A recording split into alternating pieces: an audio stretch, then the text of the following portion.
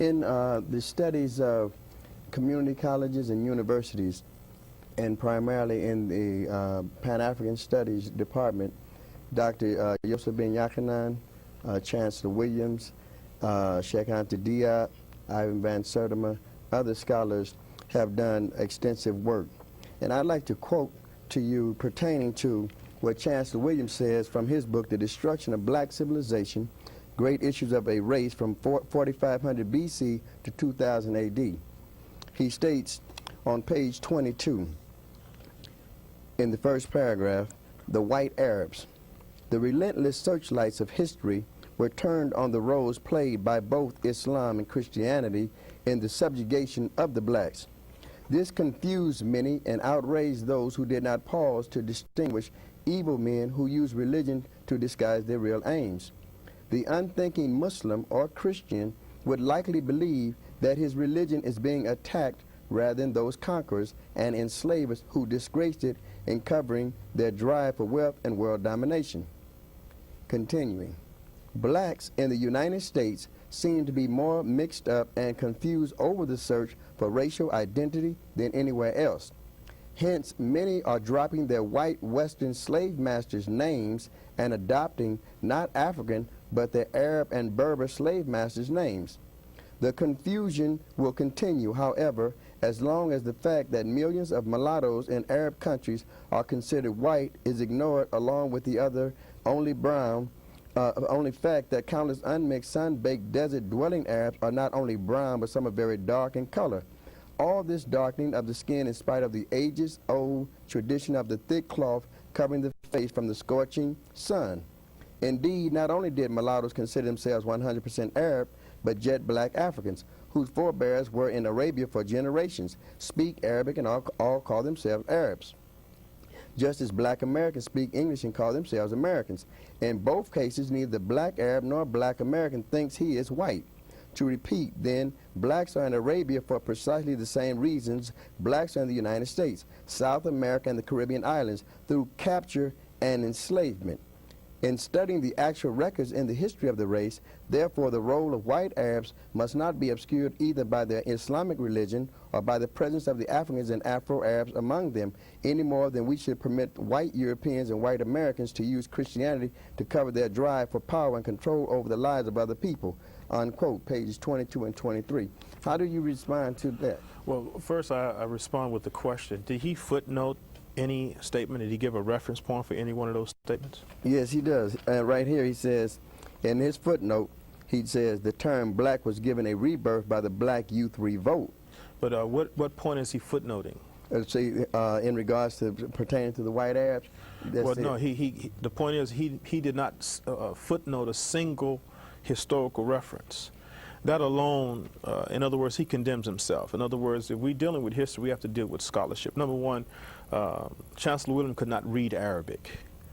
All of our history, the history of West Africa, was written in Arabic. Tariq al-Sudan by Abdurrahman al-Sa'di, Tariq al-Fatash by Qadi Mahmoud Qati, Tadhkirat al-Nisyan, Infaq al-Maysur. These are all books, seminal books, which the colonialists read and had mastered in order to master our people.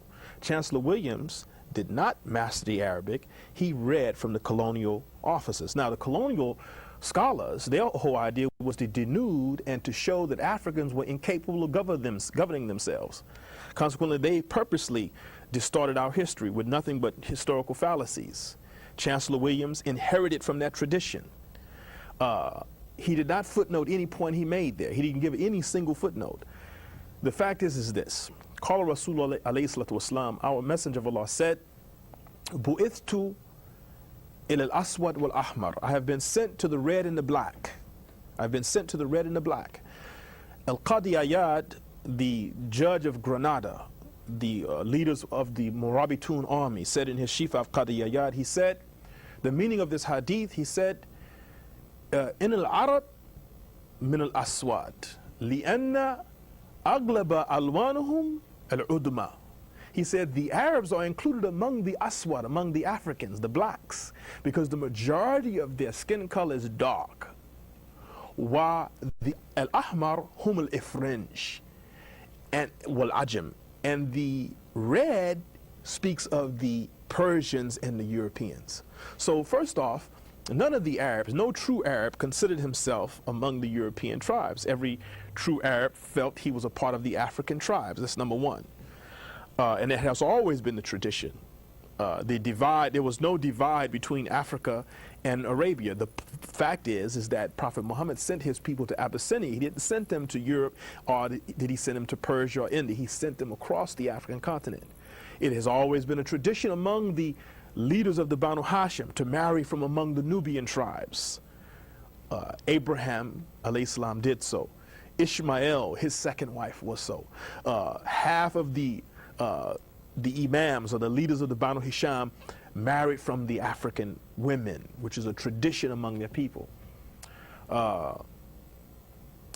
In terms of his saying, describing the Arabs as slave traders, there were slave traders throughout the African continent, including the Africans. However, a scholar who has more, how can I say, credibility than Chancellor Williams is Sheikh Anta Diop, who authored many books, a Muslim, one of the preeminent Afrocentric scholars. He said in his book, Pre-Colonial Black Africa, on page 98 and 102, he said, as for the so-called Arab invasion of Africa, it is a figment of the imagination. It never happened. Only twice were there foreign armies that entered into black Islamic Africa. 1591 with the invasion of Songhai and the destruction of Timbuktu and the destroying of his library. The army itself was a Portuguese mercenary army sent by the Moroccans. And then in the 19th century by Muhammad Ali, who himself was a Macedonian, an ex-slave himself. So never was there an Arab army that entered into Africa. Where was it? Never happened in history. The Islamization of Africa occurred at the hands of Africans, the armies of the Africans, Askia Muhammad and his army.